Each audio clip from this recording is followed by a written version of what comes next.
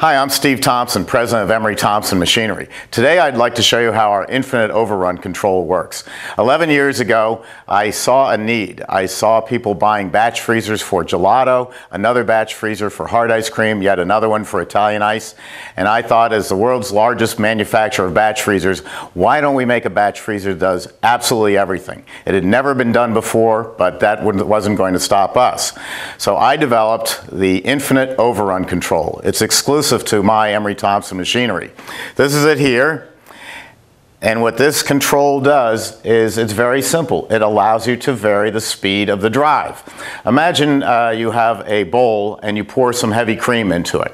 If you stir that heavy cream with a spoon, it remains heavy cream. You're not stirring it very fast. If you put an electric mixer in there, boom, it blows up to whipped cream.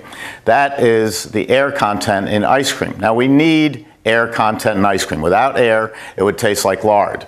With the Emery Thompson batch freezer, we can adjust the amount of air. We can have what we call 100% overrun, all the way down to about 35% overrun, which is extremely low. This allows you to make frozen custard, artisan gelato, super premium ice cream of any air content, from Haagen-Dazs and Breyers, all the way up to Breyers, and everything in between. And of course, all the Italian ices, sorbets, and water ices. Now the way we do this, it's not exactly a secret, but what it does is rather unique. If you have a rheostat in your dining room and you dim down the lights, you are taking the power away from the light bulbs. If you had a nice bright room and you dim it down to a nice romantic setting, you've taken most of the power away from the light bulbs. That's what a dimmer or rheostat does. However, you're taking away the power from the light bulb. That's the key words. So if you put a rheostat on a machine, you're taking away the power of the drive motor. The one-horse drive motor is no longer one horse. It's now down to a third or a quarter or an eighth. That's not strong enough to pull through a heavy product like gelato or frozen custard. With my Infinite Overrun Control, no matter what speed you run it at, it stays at full power. So you can do all these different products by just lowering the speed, and you're not losing the torque. So let me just turn this on and show you. There's a couple of buttons here, on and off. There's up and down. Right now it's reading 136, which would be for, say, frozen custard. If I wanted to make an artisan gelato, I might take it up to about 150. A low overrun, maybe 160, on up to 180 for a medium overrun. And then if I'm doing a high air content ice cream and all my water ice products, it's going to be at full speed. So it really is infinite, and you can pick what speed you want to run the machine at. Now, ice cream, let's talk about ice cream for a minute, and gelato. They really are, people argue with me, but they really are the same thing. They consist of milk, cream,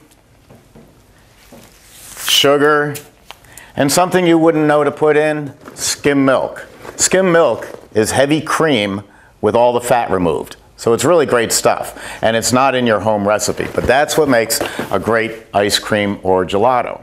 Now, I recommend most of the time that you buy this product pre-put together, a blend from a dairy. It came out of the cow yesterday, it's delivered to you today. It was put together by dairy scientists. It's perfect. You buy it by what we call butter fat content. There's actually no butter in ice cream. The proper term is milk fat, but through the years, just like computers, we have exotic terms for simple things. We call it butter fat. If you want to have a 10% butter fat, that's a low-end hard ice cream. Haagen-Dazs, Ben & Jerry, two of my customers, are at 16% butter fat. You can make your own mix. You can buy the ingredients. You can pasteurize it. The only problem I have with that is this is not your trade. It's not your profession, and you're prone to make mistakes. So sometimes I get a call and someone says, oh, the Emery Thompson is banging and clanking something awful. Well, the first thing I go to is a previous video of how to install the blades. After that, we're looking, why is it banging and clanking? Probably because the dairy ingredients are freezing to the walls of the machine and the blades are hitting against it. there's not enough of what we call solids. There's not enough cream in there, or there's not enough sugar. So the problem can often be in your formula.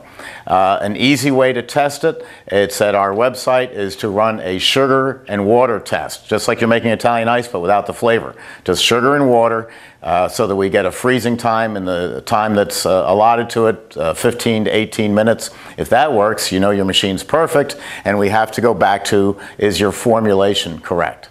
Again, you can formulate your own, but I would have you consider looking to a dairy to buy it, because nothing could be better than fresh and put together by scientists. Now, all this comes in an extremely affordable package. We have sold thousands of these, and people buy them, they get into business, and then they graduate up to our larger machines. Here's a 12 quart, and then we go to 24 quart, and then the world's largest production batch freezer, 44 quarts. Please note, these are finished capacity.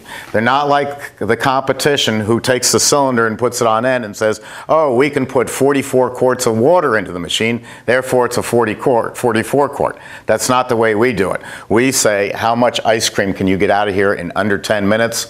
And that is 11 gallons. If you have any questions, please contact me, Steve, at emerythompson.com.